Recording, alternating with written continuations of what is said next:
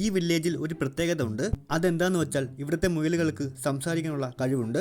അപ്പുറത്തെ ഫാമിൽ നിന്ന് ക്യാരറ്റൊക്കെ അടിച്ചു മാറ്റുക എന്നതാണ് ഇവരുടെ പ്രധാന പരിപാടി. അതുകൂടാതെ ഇവരെ സംരക്ഷിക്കാൻ ഒരു പെൺകുട്ടിയുമുണ്ട്.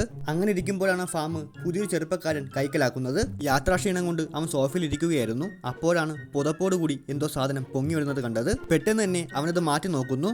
ഷർട്ടും പാൻറ്റും ഒക്കെ ഇട്ട ഒരു പന്നിയായിരുന്നു അതിൻ്റെ ഇടയിൽ ഉണ്ടായിരുന്നത്. അത് കണ്ടവൻ അലറാൻ തുടങ്ങി. അലർച്ച കേട്ടതും വീട്ടിൻ്റെ അകത്തുണ്ടായിരുന്ന ബാക്കി ആൾക്കാരൊക്കെ ഇറങ്ങി ഓടാൻ തുടങ്ങി. പതുക്കെ അവൻ ക്ലീനിങ്ങിലോട്ട് തിരിഞ്ഞു. ഫാം ഹൗസും വൃത്തിയാക്കുന്നുണ്ടായിരുന്നു. ജോലി പെട്ടെന്ന് തീരാൻ വേണ്ടി മൂട്ടിലും കൂടി ഒരു തുണി വെച്ച് നിറങ്ങിയിട്ടാണ് വൃത്തിയാക്കിക്കൊണ്ടിരുന്നത്. അപ്പോഴേക്കും ആ മുയലുകൾ അവനെ അവിടെ നിന്ന് ഔട്ടാക്കാനുള്ള പ്ലാനിങ്ങിലായിരുന്നു. പക്ഷെ അതിൻ്റെ ഇടയ്ക്ക് അവൻ ആ മുയലുകളുടെ ഗൈഡുമായിട്ട് പ്രേമത്തിലാവുന്നു. അപ്പോൾ തന്നെ അവനെ കൊല്ലാനുള്ള ദേഷ്യം ഈ മുയലിനുണ്ടായിരുന്നു. അവൾ അകത്തേക്ക് പോയ തക്കം നോക്കി ഒരൊറ്റ അടിയായിരുന്നു അവൻ്റെ മോന്തയ്ക്ക്. കരാട്ടയ്ക്ക് പഠിച്ചിട്ടുള്ള മുയലാണെന്ന് തോന്നുന്നു. സ്റ്റെപ്പൊക്കെ കാണിക്കുന്നുണ്ടായിരുന്നു.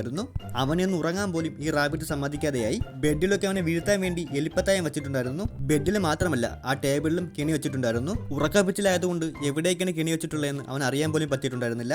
എവിടെ കാല് വെച്ചാലും അടി പറപറാന്ന് കൊള്ളുന്നത് തലയ്ക്കാണ്. ഇതൊക്കെ കഴിഞ്ഞൊന്ന് ഇരിക്കാൻ നോക്കിയപ്പോൾ അവിടെയും എലിപ്പത്തായം വെച്ചിട്ടുണ്ടായിരുന്നു. ചന്ദീനെ പോലും അവന്മാരെ വെറുതെ വിട്ടില്ല. ദേഷ്യം കാരണം അവൻ ആ മുയലുകളുടെ പിറകെ ഓടി. പക്ഷെ ഓടുന്ന വഴി കൂടെ അവന്മാർ മലക്കറി പറക്കിയിട്ടിട്ടുണ്ടായിരുന്നു. അതിൽ ചവിട്ടി നേരെ വന്ന് വീണത് ആ ഉന്തുവണ്ടിയിലാണ്. കേട് പറ്റാൻ അവന്റെ ശരീരത്തിൽ ഇനിയൊരു സ്ഥലം ബാക്കിയില്ല.